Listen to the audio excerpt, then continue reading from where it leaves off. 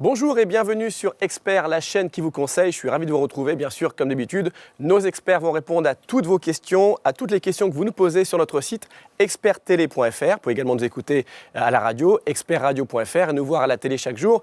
Et bien sûr également sur les tablettes.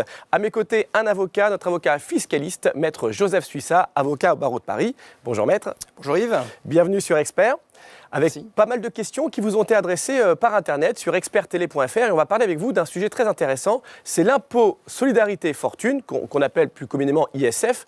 C'est un impôt peut-être un peu méconnu, qu'on aimerait finalement tous payer parce que ceux qui payent ces impôts, c'est qu'ils ont une certaine fortune justement. Alors on va un petit peu le présenter, j'ai beaucoup de questions qui nous sont parvenues justement sur Internet à votre sujet. D'abord on va un petit peu dire qu'est-ce que cet impôt de solidarité sur la fortune, c'est quoi finalement ? Alors, si on donne une définition un peu rapide, c'est un impôt progressif sur le patrimoine. Donc, toutes les personnes qui ont un patrimoine d'une certaine valeur vont payer cet impôt. Alors, quels sont les biens justement qui sont pris en compte et qui rentrent dans ce patrimoine pour faire le calcul de cet impôt ?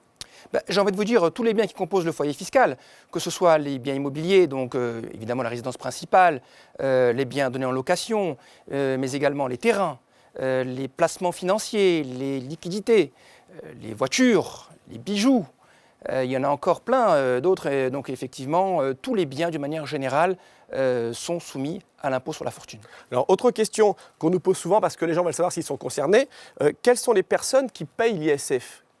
Alors, toutes les personnes qui sont domiciliées en France et hors de France payent l'impôt sur la fortune, à la condition que le patrimoine qu'ils possèdent ait une valeur nette supérieure ou égale à 1 300 000 €.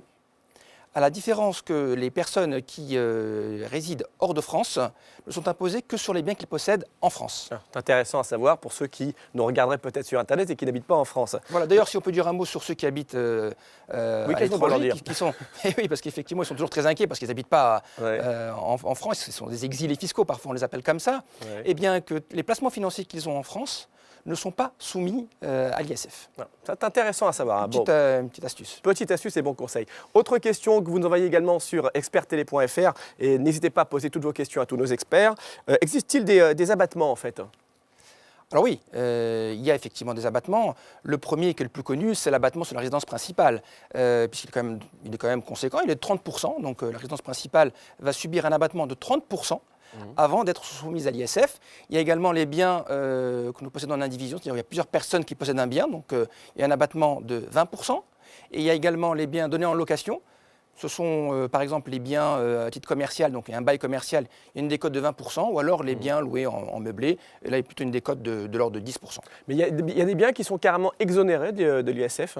Oui, absolument. Donc ce sont surtout, et ça il faut le savoir, c'est important, ce sont les biens professionnels, sous certaines réserves.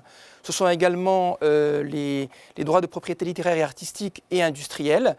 Ce sont également les bois, les forêts, c'est peu connu. Également les valeurs des pensions de retraite. Ça, c'est plus courant. Et aussi les rentes que l'on perçoit suite à un préjudice corporel et qui sont versées donc, suite à un accident ou alors à une maladie. Alors tous ceux qui nous regardent et qui sont soumis à l'ISF veulent payer quand même un peu moins d'impôts. Alors on nous demande, existe-t-il des réductions pour atténuer le montant de l'ISF ? Oui, absolument, il y en a trois. Enfin, il y a trois catégories. D'abord, il y a ce qu'on appelle une réduction automatique, c'est par personne à charge. Dès l'instant où vous avez une personne à charge, vous pouvez réduire, donc c'est une réduction d'impôt, 300 € par personne à charge. Alors, vous me direz c'est peu, mais bon, si vous avez une grande famille, ça peut montrer... C'est le même principe que les impôts sur revenus finalement, un système de part. Oui, à part que là, c'est une réduction d'impôt, donc véritablement, c'est moins 300 € par personne à charge on paye sur l'impôt à payer. Alors ça, c'est automatique, mais vous en avez aussi qui sont dans le cadre de l'investissement dans les PME. Donc vous pouvez soit investir en direct dans une PME, donc dans le capital social, soit à la création, soit lors d'une augmentation de capital. Et à ce moment-là, vous pouvez déduire quand même 50% des versements. C'est une somme qui peut devenir rapidement très importante, à la condition d'immobiliser les fonds pendant 5 ans. Et puis il y a des placements qui sont plutôt méconnus, c'est ce qu'on appelle les FIP et les FCPI. Alors les FIP, c'est des fonds d'investissement de proximité, et les FCPI, ce sont les fonds communs de placement de l'innovation.